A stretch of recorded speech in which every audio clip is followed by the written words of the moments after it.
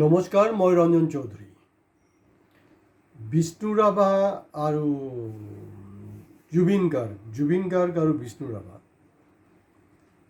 মানে মই চেষ্টা কৰিছোঁ আপোনালোকক এটা হেৰি দিবলৈ। এইটো নতুন নেৰেটিভছ নহয়, যদি তাৰ অলপ ভিতৰলৈ যায়। মই দীঘলীয়া ভিডিঅ' কৰিবলৈ নাই, কাৰণ জুবিন গাৰ্গৰ কথা নকওঁ বাৰু, কিন্তু বিষ্ণু ৰাভা হিমছেল্ফ এ ইনষ্টিটিউশ্যন। এই বহুত দীঘলীয়া এটা চেপ্টাৰ, তো গতিকে এইটো মই চেষ্টা কৰি আছোঁ যে দুইজনক, কাৰণ দুইজনে এই মুহূৰ্তত বহুত বেছি ৰিলিভেণ্ট হয়। আপোনালোকে মন কৰিব, মাজত আমি এপিছ'ডো কৰিছোঁ, তো যি ধৰণে ভিউ হ'ব লাগে একচুৱেলি ভিউ হোৱা নাই। কিছু সজাগ সচেতন মানুহে কমেণ্টছ কৰিছে, লাইক কৰিছে, কম লাইক কৰিছে। কিন্তু মই এটা বস্তু বুজি নাপাওঁ, আপোনালোকে যোনে যিমানে কনস্পিৰেচি কৰক, সেইটো চৰকাৰে কৰক, যি কৰক, মোৰ এইখন যাতে কম ভিউ হয়, কম হেৰি হয়, সেইটো কাৰণে তেওঁলোকৰ হাতত মেকানিজম আছে, মই জানো। কিন্তু সেই ক্ষেত্ৰত কিন্তু আমাৰ অসমীয়া ৰাইজো কিন্তু কম জগৰীয়া নহয়। যেতিয়া মই নাথাকিম কালি, কাৰণ চব জন্ম মৃত্যু এইটোতো কোনো ক'ব নোৱাৰে ন, কেতিয়া কি হ'ব। মোৰ হয়তো এইটো লাষ্ট এপিছ'ডো হ'ব পাৰে। মোৰ কিন্তু প্ৰতিটা এপিছ'ড যে কিমান প্ৰাসংগিক আছিলে, আপোনালোকে কিন্তু মোৰ মৃত্যুৰ পিছত মনত পেলাব। জুবিন গাৰ্গ যেনেকৈ আগতীয়াকৈ কৈ দিছিলে যে মোৰ মৃত্যুৰ পিছত ইমান দিন মন থাকিব, আৰু মই কৈছোঁ আপোনালোকক, আজি বহু বুদ্ধিজীৱী আছে, তেওঁলোকে ইউটিউবত আমাৰ বিষয়বিলাকৰ ওপৰত কমেণ্টছ কৰিবলৈ ভয় খায়। তেওঁলোকেও ভয় খায় আৰু তেওঁলোকে নকৰে। কিন্তু যিবিলাক স্বনামধন্য বুদ্ধিজীৱী, তেওঁলোকতো স্বনামধন্য হয়, তেওঁলোকক মই সন্মান কৰোঁ, কোনো অসুবিধা নাই। কিন্তু কমচে কম এটা লাইনটো লিখিব লাগে ন। চৰকাৰে সেইটোক ভিউ কেনেকৈ কম কৰাব পাৰে সেইটো কৰিব, বুদ্ধিজীৱীয়ে মোক কেনেকৈ উৎসাহিত কৰিব সেইটো নকৰে। মই যামনো ক'ত? যি নহওক, মই একজন মানে দায়িত্বশীল নাগৰিক হিচাপে কথাবিলাক কৈ আছোঁ, পিছত আপোনালোকে মিলাব।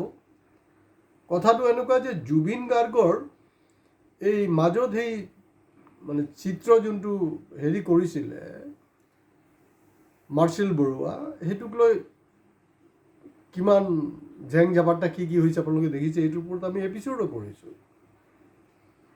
তাৰপিছত যেতিয়া চৰকাৰ হলঠেকত পৰিলে, হলঠেকত পৰাৰ পিছত কৈছে না তেওঁলোকে নেকি নিজে ইনিচিয়েটিভ লৈ এইটো কৰি দিব। ভাল কথা, কিন্তু তাত এটা লিখা আছে দেই,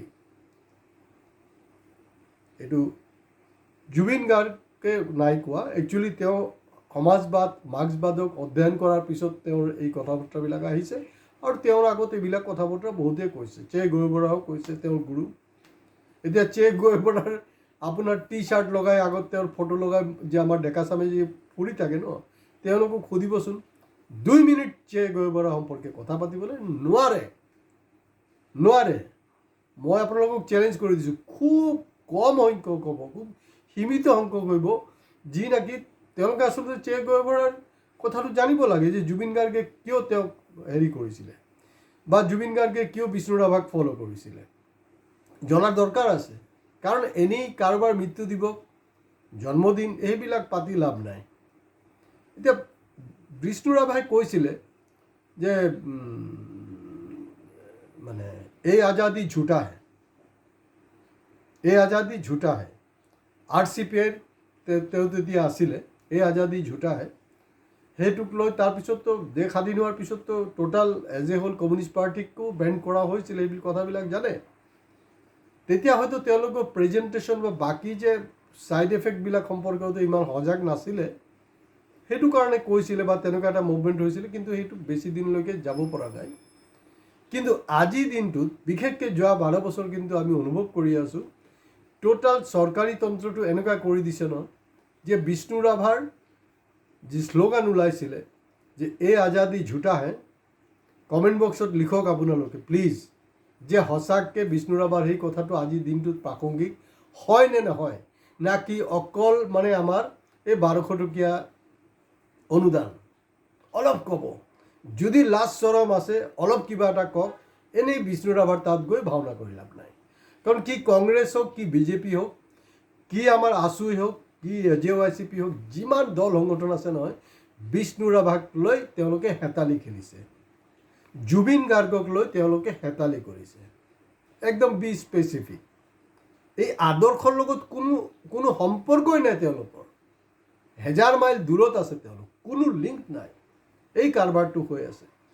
এতিয়া এই যে কমৰেড নেভাৰ ডাইজ, মানে মোৰ মনত পৰিলে, আপোনালোকে কি ভাবিছে মই অকল কংগ্ৰেছ বিজেপিকে সমালোচনা কৰিম, মই বাওঁপন্থীক সোধাই এৰি দিম? ন। এতিয়া যে কমৰেড নেভাৰ ডাইজ যে কথাটো আছে, কিন্তু অসমৰ পৰিপ্ৰেক্ষিতত এনেকুৱা লাগিছে যে সঁচাকৈ কমৰেড ডাইজ। ইয়াত কমৰেড আছেনে নাই? কাৰণ যিটো আন্দোলনটোৰ নেতৃত্ব ল'ব লাগিছিলে বাওঁপন্থী যুৱক আৰু ছাত্ৰ সংগঠনবিলাক, তেওঁলোকে ল'ব পৰা নাই। ঠিক বিষ্ণু ৰাভাৰ দৰে, বিষ্ণু ৰাভা যেনেকৈ আজি কংগ্ৰেছৰ প্ৰপাৰ্টি, বিজেপিৰ প্ৰপাৰ্টি, সোঁপন্থী প্ৰতিক্ৰিয়াশীলৰ প্ৰপাৰ্টি হৈ গ'ল, আমাৰ তথাকথিত দল সংগঠনৰ হৈ গ'ল, যিকেইটা চান্দা লৈ থাকে, যিকেইটা উৎপাত কৰে, যাৰ লগত অসমীয়া সংস্কৃতি, বিষ্ণু ৰাভাৰ আদৰ্শ নীতিৰ কোনো ধৰণৰ সম্পৰ্ক নাই। এই স্পেচটো কেনেকৈ পালে? কাৰণ ইয়াত বাওঁপন্থীবিলাকৰ ক'ৰবাত না ক'ৰবাত ভুল আছে।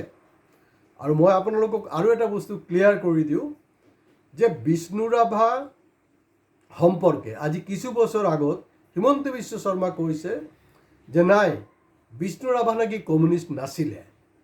সেই যে কৈছিলে ন কথাটো, তাৰ কানেক্টিভিটিটো চাওক, মানে এটাকটো তেওঁলোকে কি ধৰণে কৰে।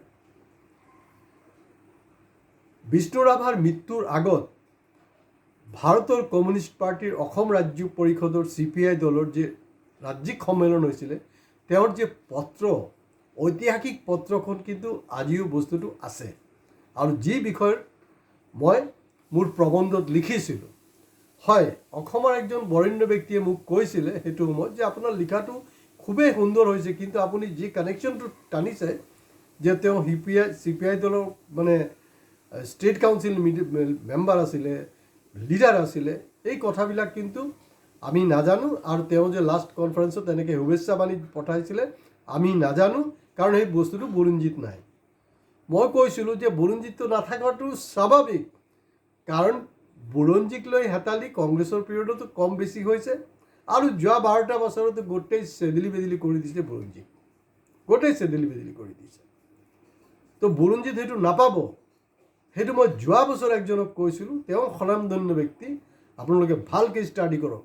আৰু যে মোৰ যে কথা, মোৰ যে দাবী যে সঠিক আছিলে, তাৰ প্ৰমাণ হ'ল শেহতীয়াকৈ শ্বিলং যেতিয়া আমাৰ অসমৰ ৰাজধানী আছিলে, য'ত নিৰ্বাচিত হৈ বিষ্ণু ৰাভা গৈছিলে, তাৰ ভালেমান ৰেকৰ্ড কিন্তু গায়ব হৈ গৈছে। কিয়? মই যে কৈ থাকোঁ ন এটা ৱাৰ্ড, প্লেনফুলি এণ্ড ছিষ্টেমেটিকেলি, এই গোটেই কাৰবাৰটো কিন্তু হৈছে। গতিকে বাওঁপন্থীবিলাকৰ যোনটো ভূমিকা ল'ব লাগে, সেই ভূমিকাটো তেওঁলোকে ল'ব পৰা নাই, বেলেগে হাইজেক কৰি লৈছে। সেইটো জুবিনৰ ক্ষেত্ৰতে হওক বা আমাৰ হেৰিৰ ক্ষেত্ৰতে হওক। আৰু যেতিয়া এই জয় জুবিনদা বুলি গুৱাহাটীত এই যে চিত্ৰখনক লৈ যে ইমান হাংগামাটো হ'ল, তেতিয়া আপোনালোকে হয়তো বহুতে শুনা নাই, কিন্তু মোৰ ভুল হ'ব পাৰে, মোৰ এটা ভ্ৰান্ত ধাৰণা হ'ব পাৰে, কিন্তু জয় জুবিনদা বুলি শ্লোগানটো আহি আছে বহুত জোৰকৈ। কিন্তু এনেকুৱা এটা অনুভৱ হৈছে যে বহু দূৰৰ পৰা যেন ক'ৰবাৰ পৰা এটা ইক' মোৰ কাণলৈ বাজি আছে, জয় জুবিনদা নহয়, জয় শ্ৰীৰাম। আৰু মই ভবাটো অস্বাভাৱিক নহয়। মই দেখিছোঁ দুৰ্গা পূজাৰ সময়ত, মানে একজন দোকানদাৰ মালিক, তেওঁ কৈছে যে জুবিনৰ গান লগা দেখা গৈছে যে তাৰ যে কৰ্মচাৰী ই অনা অসমীয়া, আৰু যিজন মালিক অনা অসমীয়া, তেওঁ তথাপিও কৈছে না জুবিনৰ গান এটা লগা। মানে এনেকুৱা হৈছে, পাৰিলে মানে এই যে তাৰ যে ষ্টাফ আছে, ষ্টাফে তাকে এটাক কৰি দিয়ে, মাৰি দিয়ে। তো গতিকে অনা অসমীয়াৰ মাজত খুব কম সংখ্যক আছে যে জুবিন এতিয়াও জীয়াই আছে, কিন্তু অসমীয়াটো সংখ্যাটো কম, কাৰণ অসমীয়াত ভণ্ড অনুৰাগী যে জুবিনৰ সংখ্যাটো বেছি। তাত 2026 ইলেকশ্যন ৰিজাল্টত কিন্তু সেইটো প্ৰমাণ কৰি দিলে। আৰু মোৰ লাষ্ট কথাটো হ'ল, য'ত অৰিজিনেল পোষ্টাৰত লিখা আছিলে যে কমৰেড নেভাৰ ডাইজ, এতিয়া চৰকাৰ যেতিয়া কৈছে, প্ৰতিশ্ৰুতি দিছে, নাজানো তেওঁলোকে কৰে নকৰে, এই কমৰেড নেভাৰ ডাইজ এই শব্দটো থাকিবনে নাই, এইটো সময়ে বিচাৰ কৰিব। সাদৃশ্য হ'ল জুবিন গাৰ্গ যি কমাইছে, যি আছে দিছে। বিষ্ণু ৰাভা যি আছিলে পৈতৃক সম্পত্তি তেওঁ কিন্তু বিলাই দিছে। সত্যানাশ কোনে কৰিলে? এই যে এজিপি এফিলেটেড টু বিজেপি যোনটো আছে পৃথ্বীৰাজ ৰাভা তাৰ পৰা কণ্টেষ্ট কৰিলে, যোনটো সমষ্টিত তেওঁৰ দেউতা জিকিছিলে, আৰু সেই সমষ্টিৰ মানুহজনক দেখা গৈছে তেওঁ এজিপি, কিন্তু আকৌ RSSৰ হাফ পেণ্ট পিন্ধি ফটো উঠাই গৰ্ব অনুভৱ কৰিছে। তো গতিকে এইটো বিষ্ণু ৰাভাৰ কোনো দুখ নাই, এইটো আমাৰ দুৰ্ভাগ্য, আৰু তেওঁৰ জানি শুনি বদমাচিৰ কাৰণে এইবিলাক হ'ব পাৰিছে। গতিকে কাৰোবাৰ দেউতাৰ মাৰ যদি ভাল আদৰ্শ থাকে এইটো আপোনালোকে ল'বলৈ চেষ্টা কৰিব, কাৰণ জীৱনত মনত থ'ব যে আপোনাৰ প্ৰথম গুৰু কিন্তু মা দেউতা তেওঁলোকে, কিন্তু তাৰপিছত আহিব শিক্ষাগুৰু, তাৰপিছত যাক বনাই এতিয়াতো চবেই আপোনালোকে মোদীকে গুৰু বনাই থৈছে, গুৰু বনাইছে, গোবৰ সোমাই দিছে 12 বছৰে, ভগৱান জানে খুদা জানে কি হ'ব নাজানো। আজি ইয়াতে শেষ কৰিছোঁ। আপোনালোকে লাইক কমেণ্টছৰ লগত প্লিজ ছাবস্ক্ৰাইব কৰিব। নমস্কাৰ।